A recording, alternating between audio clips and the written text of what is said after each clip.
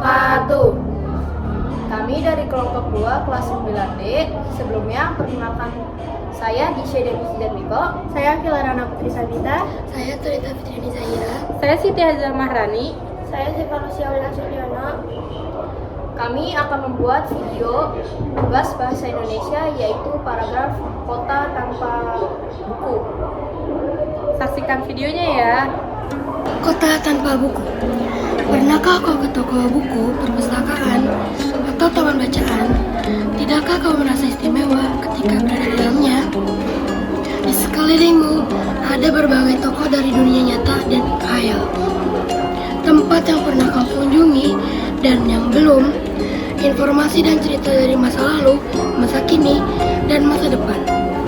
Semua berpadu, semua berada dalam genggamanmu.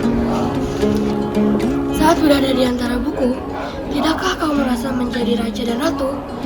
Ruang dan waktu seolah menyatu tanpa batas. Kau bisa terbang, melintasi sekat negara dan melewati berbagai zaman. Kau bisa menyelam ke dalam samudera, melayang ke angkasa, bercanda dengan aneka satwa, dan berkelana di padatnya kota juga di rimba raya.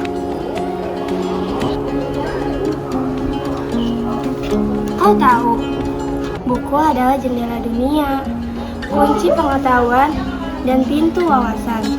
Muhammad Hatta, sang proklamator, berkata, "Aku rela di penjara asalkan bersama buku. Karena dengan buku, aku bebas.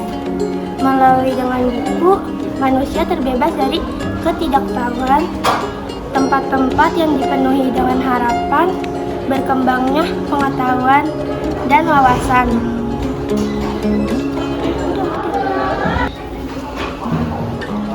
Apa jadinya jika kota tanpa buku? Pantaskah dia disebut kota?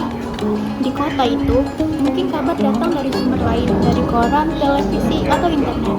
Mungkin informasi dan cerita datang dari cerita nenek moyang. Bagai dongeng-dongeng sebelum tidur.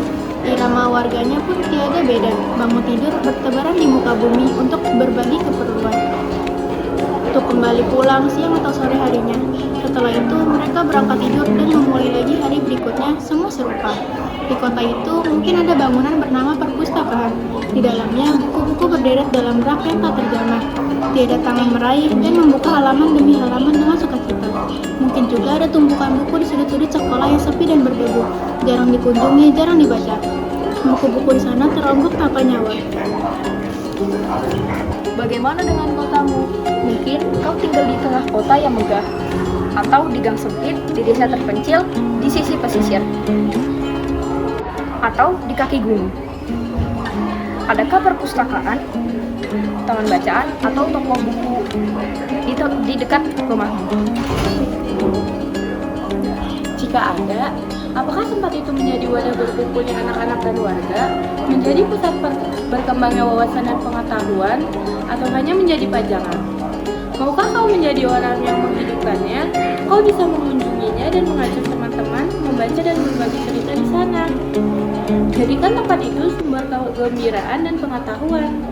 Jika tempat itu belum ada, maukah kau menjadi orang yang mulai menghadirkannya? Kau bisa memulainya dari sebuah sudut di teras rumahmu. Ajak teman-temanmu memulai langkah baru. Jangan biarkan waktu berlalu tanpa buku. Siapapun dirimu, bersahabatlah dengan buku. Dia akan menjadi teman sejatimu sepanjang waktu.